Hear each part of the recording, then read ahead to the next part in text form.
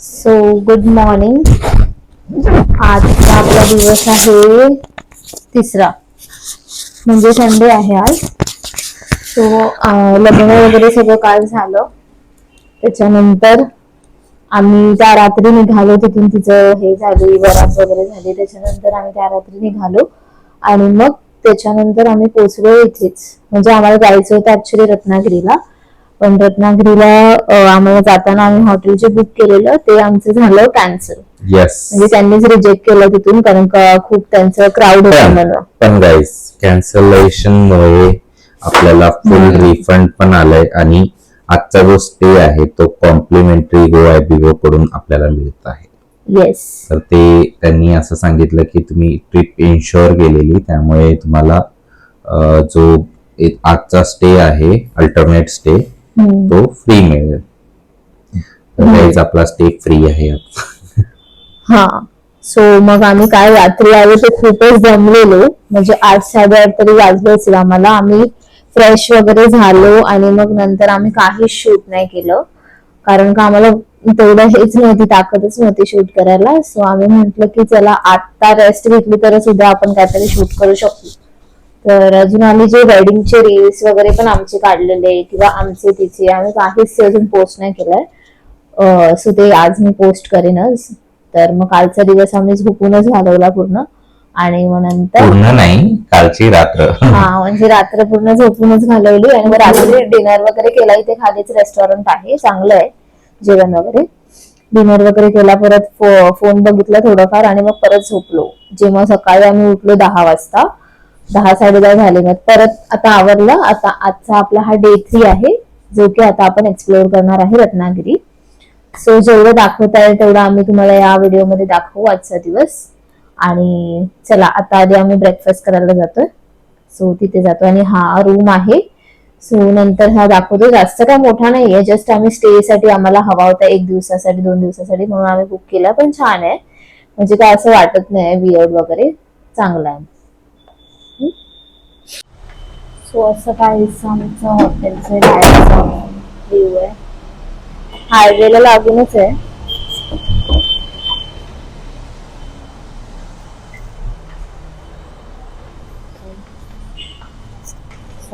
इथे पण रूम्स आहेत खूप सारे.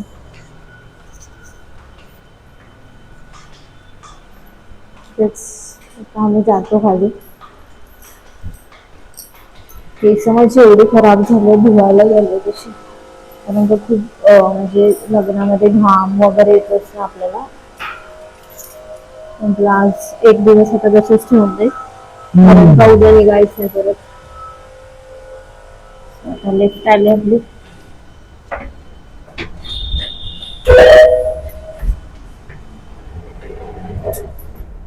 आधी जाऊन पटकन बघतो का खायला आहे का. आज संडे आहे. बाहेरच झालं ना काय. मी तेच बोलले तुला, बाहेरच जाऊ. तूच बोला इथे जाऊ तिथे जाऊ तिथे जाऊ, बाहेरच पडू आता.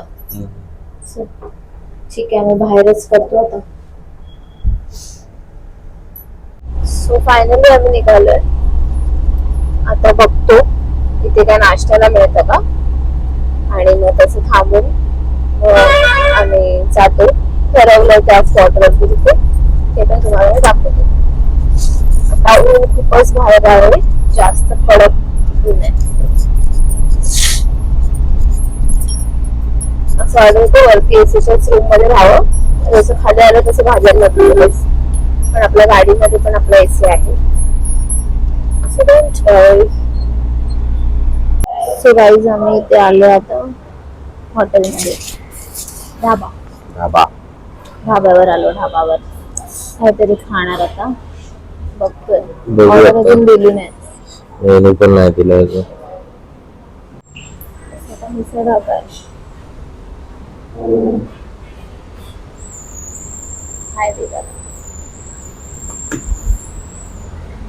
मेनू आला आमचा.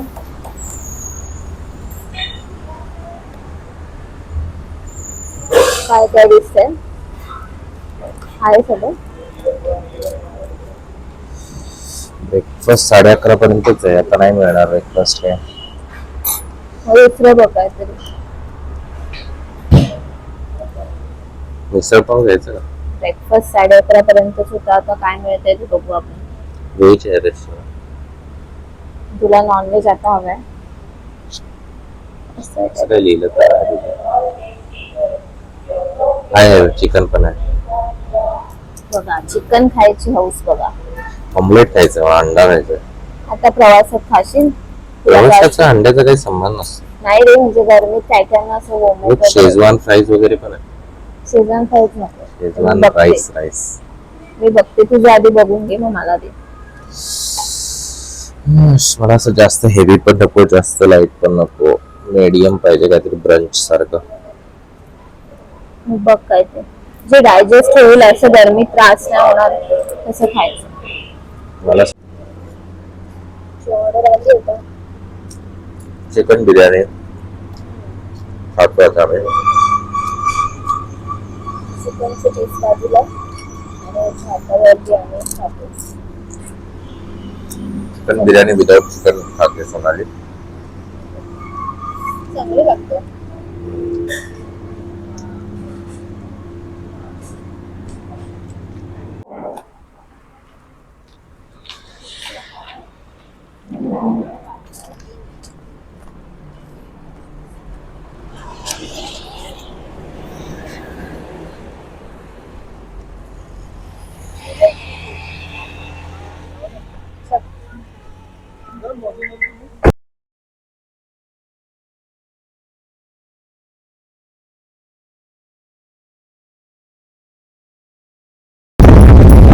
मित्रांनो, आता प्रयत्नानंतर 1 तास ट्रॅफिक मध्ये अडकल्यानंतर आम्ही आता जस्ट बाहेर निघालोय.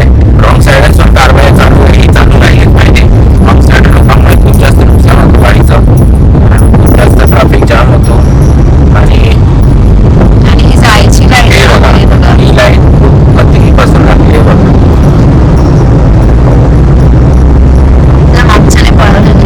केरळात खूप मोठी लाईन आहे.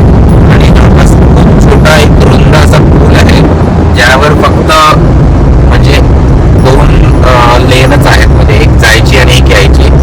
आणि लिटरली तुम्ही जरासं पण लाईनीच्या बाहेर असाल तर तुम्ही हे सगळं जाम करणार, असं तिथे परिस्थिती होती. आणि त्यामुळे खूप जास्त जाम झालेलं आहे ते.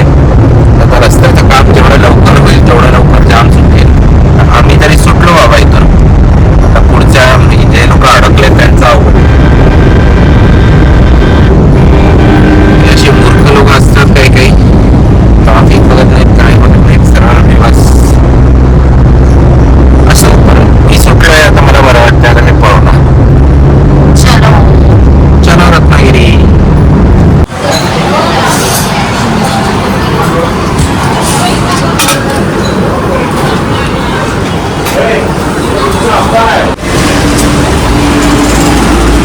मी घाईचं सामान घेतलंय, इथे आम्हाला या दुकानात मिळालं.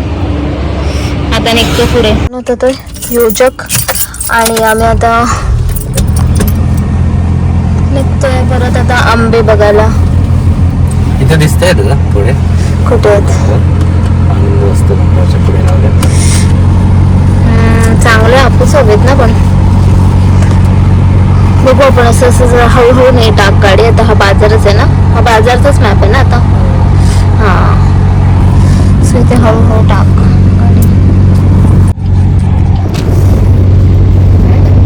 उतरायलाच होत नाही, एवढं गरम होते. कच्चे लावलं ते रत्नागिरी हापूस तर लावला तरी पण कमी हे आहे त्याच्यामध्ये.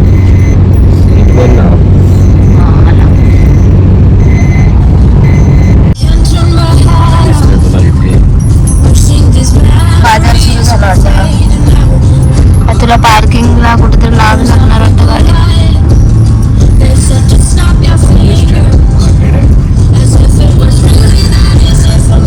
मँगो शोधत शोधत एका शॉपवर आलोय. इथे हापूस आंब्याचं ते सप्लायर आहेत. सो अनिकेत गेलाय तिथे बघायला. तिकडे आतमध्ये बघा बोलवतोय मला. आता जाऊन बघतो किती आहे.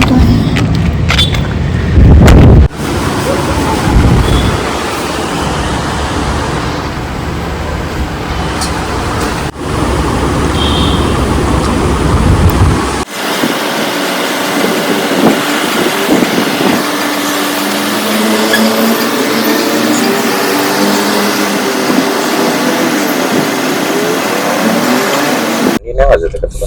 सो फायनली तुम्ही आता बघितलं असेलच, आम्ही आंब्याची पेटी घेतली तिकडून यस. आणि छान होता आंबा. आणि असंच रॅन्डम, असं कोणतं आमच्या ओळखीचा नव्हता किंवा काय नव्हता, असं रॅन्डम आम्ही गेलो आणि आम्हाला फक्त एवढं माहित होतं की रत्नागिरीत आंबे घ्यायचे आहेत, पण ते पण असे मार्केटमधून नाही, असं कुठे दुकान दिसलं किंवा असंच हे सप्लायर वाले असले त्यांच्याकडून घ्यायचे, कारण का त्यांच्याकडेच ओरिजिनल हापूस तुम्हाला मिळतो. सो त्याच्यामुळे आम्ही ते शोधण्यासाठी एवढं चिपळूण ते रत्नागिरी ट्रॅव्हल केलं 2-2.5 तासाचं. त्याच्यानंतर मग आम्ही आलो. रस्त्यात आम्हाला मार्केटमध्ये आम्ही बघत होतो, आम्हाला पहिला कुठेच दिसत नव्हतं काहीच. तो आमचा मूड ऑफ झालेला, म्हटलं काय मिळणार आहे की नाही बाबा आता. तर सो मग नंतर आम्हाला दिसलं, पहिलं तर एक शॉप दिसलं की जिथे आम्ही ते बाकीचं सामान घेतलं. ते पण छान होतं शॉप, म्हणजे असं डीमार्ट सारखंच होतं, पण त्याच्यामध्ये सगळं असं मिळालं की म्हणजे त्या पण प्युअर इकडच्या गावच्या गोष्टी होत्या. सो त्याच्यामुळे आम्ही तिथे थांबून घेतलं. 1 मिनिट, मला एक शॉप दिसलंय, मी तिथे जरा उतरते, तुम्ही बघा आता. ह्या गोष्टी आहेत सगळ्या. तर सोनालीला ठाण्यातले नर्सरी कमी पडलेत म्हणून ती गावातल्या नर्सरी मध्ये आली कसं पुढचे बघा. तसं काय खूपच जास्त फरक पडणार आहे झाडांमध्ये, झाडांच्या प्राइस मध्ये. तर बघू आता काय होईल. सोनाली ते हिंदी बोलणारे बाहेरचे तिकडचेच आहेत आणि ते तिकडचेच येऊन इकडे विकतायत आणि मुंबईवरून येऊन इकडे विकतायत, त्याने तुला मुंबईतले सोडून इथे घ्यायचे झाड. हो, मला वाटलं मराठी लोक आहेत आणि गावचे असतील म्हणून मी म्हंटल ते कमी जास्त करतात थोडेफार तरी, आणि गावची झाडं चांगली असतात. सो त्या हिशोबाने मी जात होते, तर तिने हिंदीच मारलं, ये 250, ये 350. भाई मी कंटीच मारली, म्हटलं राहू दे. आता पण ते बोलता बोलता मला ते एक दुकान दिसलेलं सगळं सिरामिक पॉटचं, तिथे पण तोच प्रॉब्लेम झाला. तो पण हिंदीच बोलला नंतर, माहितीये का. म्हंटल काय आहे, म्हंटल जाऊ दे, हिंदी बोलण्यात काय अर्थ नाही, पण असं वाटतं ना गावात आहे तर आपलीच माणसं असतील किती धंदा करायला. तसं काही नव्हतंच. बघू, अजून एक आहे स्पॉट तसा माझ्या डोक्यात, तो चिपळूणलाच आहे, तिथे पण काय असतील आता बघू. नाहीतर मग शेवटी आपल्या ठाण्यामध्येच जे आहे ते. यस, चालू केलंयस का. सो आम्ही लास्टला जे बोलत होतो आणि हे मध्ये साऱ्या गोष्टी आल्या, तर त्या परत कंटिन्यू करते आंब्याचं. सो त्या आंब्याचं शॉपचं असं झालं की आम्हाला अचानक दिसलं ह्याला की बाबा हा हे बघ इथे असं लिहिलेलं आहे, एक्सपोर्ट इम्पोर्टचं वगैरे होतं लिहिलेलं, आणि प्रॉपर रत्नागिरीतला हापूस आंबा वगैरे. तर तिथे फोन नंबर त्यांनी दिलेला होता, त्याच्यावर कॉल लावला. त्यांनी कॉल काय पिकअप नाही केला, पण तिथे एक मुलगा फिरत होता. मग नंतर आम्ही म्हंटल की चल उतरूनच बघूया. तर हा गेला, हा उतरून बघितलं वगैरे ह्याने, आणि मग ह्याने विचारलं तिकडे आहे का वगैरे, तर तो बोलला की हा म्हणून आहे. मग आम्ही पण गेलो उतरून, आणि मग नंतर तिथे बघितला आंबा. आम्ही त्याने दाखवले वेगवेगळे व्हरायटी वाले आंबे, म्हणजे लहान साईज पासून सगळे त्याच्याकडे साईजेस होते अवेलेबल. आणि मग तो बोलला की आम्ही त्याला विचारलं ना की बाबा आपण डायरेक्ट असा विश्वास नाही ठेवू शकत, कारण की बघा असे पण असतात लोकल मार्केटचे. सो हे बाहेरून घेऊन येतात आंबे, हे कर्नाटकावाले वगैरे आंबे असतात, तर ते प्युअर हापूस त्याच्यामध्ये एखाद दुसरं तुम्हाला भेटेल. पण आपण पेटी घेतो म्हणजे एवढी रिस्कच घेतो, आणि ती पण आता एवढी गावात येऊन आपण मुंबईला जाऊन खाणार, तर मग आपण ह्यांच्यावर भरोसा कसा ठेवायचा लगेच. त्याच्यामुळे तो माणूस तसा वाटला चांगला, कारण का तो हेच होता ना, म्हणजे त्याचं सरनेम वगैरे बघितलं आम्ही, तो प्रॉपर वाटत होता रत्नागिरी मधलाच आहे, म्हणजे गावचाच माणूस आहे. मग त्याच्यानंतर आम्ही विचारलं त्याला, तर त्याने आम्हाला एक आंबा तो बोला टेस्ट करून बघा तुम्ही. एक आंबा आम्ही टेस्ट करून बघितला, तो त्याच्या एक बेस खाल्ल्यावरतीच कळतं की हापूस काय आणि कोणता हापूस आहे वगैरे. सो ते रेग्युलर कोकणातल्या माणसाला समजेल हापूस काय असतो ते. त्याच्यामुळे मग माझ्यामुळे आता ह्याला पण माहिती झालंय हापूस कसा असतो, काय असतो. त्यामुळे आज मी त्याला शिकवलं पण की बाबा कसं घेतात हापूस, किती डझनवर काय वगैरे. त्याच्यामुळे मग आज अनिकेतने डील करून घेतलेला आहे हापूस. आता अनिकेत सांगेल तुम्हाला. तर काही नाही, मस्तपैकी त्याने अवधी खायला दिला आम्हाला. एवढं छान टेस्ट होता, सुंदर असा टेस्ट होता. पूर्ण आंबा दिला आम्हाला त्याने. चांगला होता, म्हणजे असं नाही आम्ही त्याला बोललो एकच भेसते बस झालं, तुला खाऊन टाका पूर्ण आम्ही खाल्ला. मग त्यानंतर त्याने ऑप्शन्स दिले किती किती काय काय होते ते. म्हणजे त्याने एक प्राइस सांगितली, या प्राइस रेंज मध्ये आहे आमचं, आणि यामध्ये पण एक म्हणजे वेगवेगळ्या प्रकारचे, जसं की छोटी साईज आहे, छोटी साईज आहे तर ती जास्त डझन बसणार पेटीमध्ये, जसं की 6 डझनची एक होती, 5 डझनची एक होती, 4 डझनची एक होती आणि 3 डझनची एक होती. म्हणजे सेम प्राइस मध्ये तुम्हाला एवढे व्हरायटीज मिळतात. तर त्यामध्ये साईजचा डिफरन्स असतो, राईट. तर मग हापूस जो असतो तो ऍक्च्युली मोठाच घ्यायला पाहिजे. मग आम्ही विचार केला, मग आम्ही असं ठरवलं, बिग साईज होते, एक मीडियम होते आणि त्याच्यापेक्षा स्मॉल साईजेस वगैरे पण होत्या. तर आम्ही आपला प्रॉपर आपला पंजा असतो ती हाताची, म्हणजे माझ्या पंजाच्या हाताची एवढा आंबा बसेल एवढी साईज त्याने आम्हाला कट करून खायला दिली. आम्ही ती साईज आम्ही घेतली, कारण ती परफेक्ट एकदम म्हणजे प्रॉपर हापूस सारखं होतं. मग आम्ही ते घेतलं. आम्ही पहिलं किती 1-2 डझनच घेणार होतो, पण आम्ही नंतर विचार केला की आता याचे मम्मी पप्पा वगैरे पण येणार आहेत, म्हणजे खूप माणसं आहेत घरी, तो संपून जाईल, आंबा काय संपणार नाही असं होणार नाही, आणि तो कशाला तरी वापरता येतो. जसं की आपण ज्यूस बनवतो, मिल्कशेक बनवतो किंवा काय आमरस वगैरे बनवला तर मग त्याच्यामध्ये पण तो युज होऊ शकतो. सो असा नाही तुम्ही खाल्ला तर तसं पण तुम्ही खाऊन संपवू शकता. त्याच्यानंतर मग त्याच्यामुळे आम्ही असं करता म्हटलं चला 4 डझन घेऊनच टाकू. मग आम्ही 4 डझन घेतले आणि त्याची प्राइस पण त्याने आम्हाला सांगितली की 3300 रुपये झाले टोटल 4 डझनची. म्हणजे त्याच्याकडे असे सायझेस नुसार तो बोलला पेटीची प्राइस तेवढीच राहणार, फक्त सायझेस कमी जास्त होणार, आणि जर तुम्ही येऊन बार्गेनिंग केलं तिथे तर आम्ही बार्गेनिंग करू शकतो. म्हणजे मला ते पण मी गॅरंटीने सांगू शकत नाही, पण 3300 रुपयाची पेटी आम्हाला तो बोलला 4 डझनची. म्हणजे डझन तुम्हाला पडलं 800-850 रुपये डझन पडलं, बरोबर ना? तसं तुम्हाला डझन पडलेलं. मग आम्हाला ते ठीक वाटलं, कारण का असं पण मुंबईला 1000 रुपये डझन, 900 रुपये डझननेच आपण घेतो. त्याच्यावरून ते लोक आपण इथून ऑर्डर केले तर त्याचे पण इम्पोर्ट एक्सपोर्टचे पण पैसे लावतात असते. तर गावी येऊन तर ऍटलीस्ट एवढा भाव तर असणारच आंब्याचा. 500-600 रुपये डझन तुम्ही घ्यायला जाल तर तुम्हाला तो हापूस नाही मिळणार, तुम्हाला तो झाडी आंबा मिळेल. त्याच्यामध्ये तुम्हाला ते चव काय थोडासा एक गोड लागला की झालं. 725 रुपये डझन पडला आपल्याला. हा मग तेच ना, म्हणजे काय काय लोकांना असतं ना की बाबा महाग आहे किंवा 500 रुपये डझनने मिळतात, 600 ने मिळतात, तर असं नाही. आता जसं होतात ना, जमाना बदलत जातो तसे सगळे आता सगळ्याच गोष्टी महाग झाल्यात. आणि ऑफकोर्स ते लोक पण बिझनेस करतात, सो त्यांना पण काहीतरी पैसे काढायचेच असतात. जसं आपण पण आपल्या कोणत्या गोष्टीसाठी आपण पैसे कमवण्यासाठी हे करतो ते करतो, तसं त्यांचं पण असतं, प्रत्येकाचं असतं वडेवर. पण ते काही असू दे, आम्हाला ते ओके वाटलं म्हणून आम्ही ती डील केली त्याच्याशी की बाबा असं आहे. त्याने ओळखीने पण नाही म्हणताय ना, पण त्याने आमचे अजून पैसे कमी केले. आणि आता ते डिपेंड आहे तुमच्यावरती, तर आम्ही त्याचा नंबर वगैरे तुम्हाला देऊ शकतो. आम्हाला त्याने ऑल ओव्हर इंडिया डिलिव्हरी आहे त्याची. हा, फक्त इंडिया सोडून दुसरीकडे नाही. सगळीकडे बोलला तो, ठाणे पण बोलला, पुणे पण बोलला. म्हणजे तुम्हाला ऑर्डर करायचं, तुम्हाला जमलं नाही इथून घेऊन यायला वगैरे, सो मे बी तो दोघा इम्पोर्ट एक्सपोर्टचे चार्जेस लावू शकतो. ते आता प्रत्येकाला ज्याला ऑर्डर करायचं त्याने तुम्ही फोनवर बोलून त्याच्याशी तुम्ही तसं करू शकता ऑर्डर्स. तर आम्ही तुम्हाला नंतर नंबर पण तिथे टाकू आमच्या व्हिडिओमध्ये लास्टला. असं काहीच आम्हाला ज्या वस्तू हव्या होत्या त्या सगळ्याच भेटला तिथे एवढा लांब येऊन. बाकी असं तर आम्ही फिरणार नव्हतो जास्त, कारण का उन्हाचं फिरणं नाहीच होणार ऑफकोर्स. पण या वस्तूंसाठी आम्ही आलेलो रत्नागिरीला, तिथे आम्हाला मिळालं. स्वतः आम्ही परत निघालोय आमच्या हॉटेलकडे. खरं तर आज इथे राहायचा पण विचार होता ना. येस, पण हॉटेल पण बुक केलेलंच, त्यांनी कॅन्सल केलं. येस, नाहीतर आम्ही कालच येऊन इथेच राहणार होतो, इथेच मग हे करणार होतो वगैरे असं चाललं होतं प्लॅनिंग. पण ते कॅन्सल झालं, कारण का त्यांनीच कॅन्सल केलं. मग तिथेच आम्ही थांबलो मध्येच रस्त्यामध्ये, तिथेच बुकिंग केलं. आणि ते जे आताचं भेटलेलं रेस्टॉरंट पण चांगलं आहे आमचं, म्हणून मग आम्ही बोललो अजून एक आजचा दिवस पण तिथेच करू. कारण का जाणार तर आपण रत्नागिरीवरूनच जाणार, मग परत चिपळूण लागणारच रस्त्यात. मग परत तुम्ही रत्नागिरीला स्टे करा किंवा तिथे स्टे करा, तर तिथे जाऊन म्हणजे लवकर तरी आम्ही निघू शकतो उद्या सकाळी.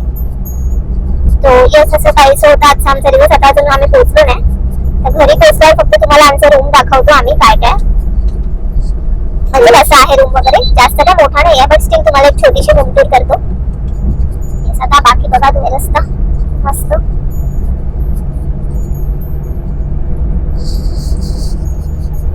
ड्रायव्हरचं आमच्या डोकं दुखते आता सध्या. भरपूर डोकं दुखतंय, गोळी पाहिजे मला. आता मी मेडिकल शोधतोय, जिथे दिसेल तिथे थांबणार. भेटलेलं आम्हाला मेडिकल मध्ये, आता तिथे आम्ही खाल्लं तेव्हा आठवलं नाही आला. ती गोष्ट अशी निघून गेली की आठवते. चहा पिल्यावर पण बरं वाटेल ऍक्च्युली, असं मला मग वाटतं. चहाच घेऊ कुठे चहा पण कारण का भेटला लस्सी पिऊन झाला ना टाइम. हा मग चहाच घे जरा गरम कारण गरम. आपण बाहेर जातोय, गाडीत बसतोय, हा. AC बसतोय, बाहेर जातोय. त्याने पण होतं. मला ना फक्त ऊन जेव्हा असं समोर असेल ना बघत तेव्हा माझे डोळे उघडून उघडून माझे दुखतात बाबा. आता जसं हे शांत होतं ना 4-5 ऊन, तेव्हा मला शांत वाटतं. हे समोर फ्रंट सीट वर बसतात त्याच्यामुळे माझं पण होत होतं मगाशी, पण आता जरा मी सेटल आहे. चला भेटू. तो दमला आता थोडा, डोकं मध्येच दुखायला लागलं ना उन्हाने. त्याला बोलली जरा तोंडावरती पाणी मार, फ्रेश वाटेल. पुढे पुढे चहा भेटला तर चहा देते जरा.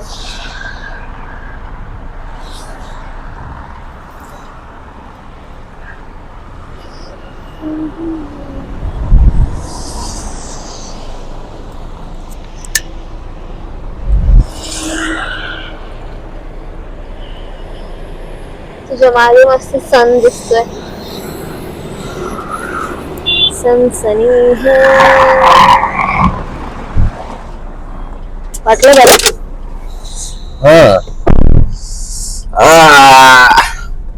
थोडं थांब नाही तर. वाव, सन मस्त दिसतोय तुझ्या तोंडावर. चमकतोय. डोकं पण आपण चमकू. आम्हाला चहाचं दुकान दिसलंय बघा, गावरान चहा. गावरान Black tea आहे का? एकदा प्यायला तर पुन्हा यार. चला. गाईस ते म्हणतात ब्लॅक टी नाहीये, व्हॉट एव्हर काही असू दे, ब्लॅक इज ब्लॅक टी. जाऊ दे, ह्याला भेटला ना बस झाला. आता चाय पिऊन जरा सुस्ती उडेल पोराची.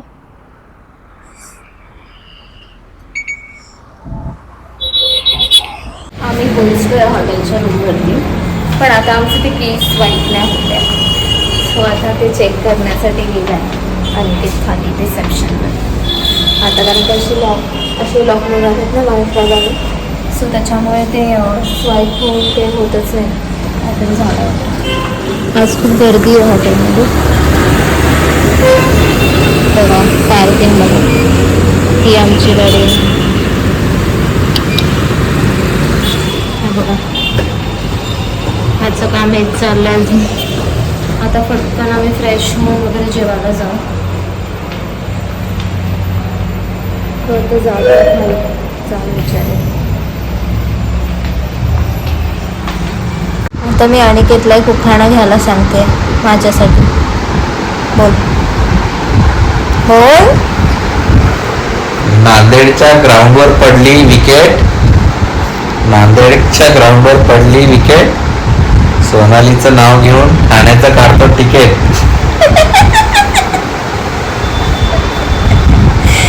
काय लॉजिक आहे. विकेट आणि तिकीट राईम जुळवलंय त्याने. वा वा वा वा.